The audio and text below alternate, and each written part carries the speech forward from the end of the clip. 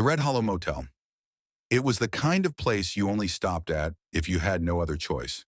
The neon sign for the Red Hollow Motel flickered weakly in the night, casting eerie red glows across the cracked pavement. Laura hadn't planned on staying there, but after driving for hours in the pouring rain, exhaustion forced her off the highway. The front desk was empty when she entered. A small bell sat on the counter, and she tapped it. A moment later, a frail-looking old man emerged from the shadows behind the desk. His skin was sallow, his eyes too wide, as if he never slept. "Room 6, he said, sliding a rusted key across the counter.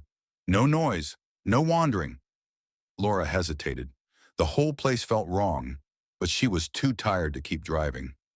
Room 6 smelled of damp wood and something metallic, like old blood. The wallpaper peeled in long strips, revealing deep scratches in the wood underneath. She swore she heard whispering, faint, just outside the door. Ignoring it, she locked the door, kicked off her wet shoes, and collapsed onto the stiff mattress. She barely had time to close her eyes before, knock, knock, knock. Laura bolted upright. The sound came from the closet. She stared at the door, breath caught in her throat. Knock, knock, knock. The closet door creaked open an inch. Cold air seeped out, curling toward her like fingers. Laura grabbed her phone, turned on the flashlight, and aimed it at the crack. Inside the closet, hanging among empty hangers, was an old motel uniform, dark red like dried blood, and beneath it, a pair of feet, bare, dirty, standing just behind the fabric. A wheezing breath echoed from the closet. Laura screamed, scrambling for the door, but her body froze as she caught something in the mirror.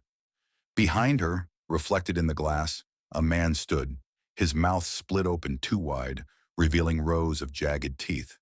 His sunken eyes met hers, and in a voice that sounded like rust scraping against metal, he whispered, "You took my room." The lights flickered.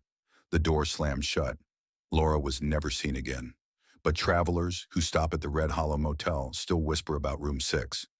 Some hear knocking, others wake to see shadows in the mirror, and sometimes, just before dawn, the old man at the front desk slides a rusted key across the counter and murmurs, "No noise, no wandering."